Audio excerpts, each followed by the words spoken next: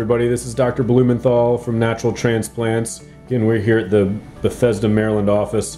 And this is Darnell. He came in about almost 2 weeks ago, about 12 days ago for his procedure. We just took the stitches out, and I just wanted to show you what the suture, what the incision looks like. It's still a little inflamed from the stitches, but otherwise this is going to look real nice all the way around. And this is pretty typical, like most of our patients here. See just this tiny little sliver right there coming around. Once that hair grows back, never gonna see this right there. So it looks really nice, so I'm happy with that. All right, sounds good, and we'll check back with him in a couple months.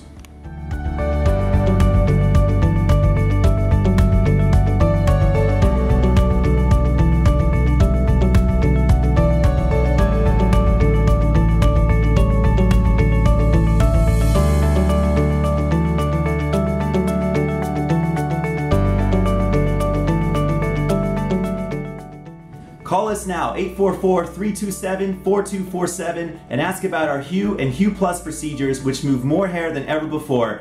Hope to hear from you soon.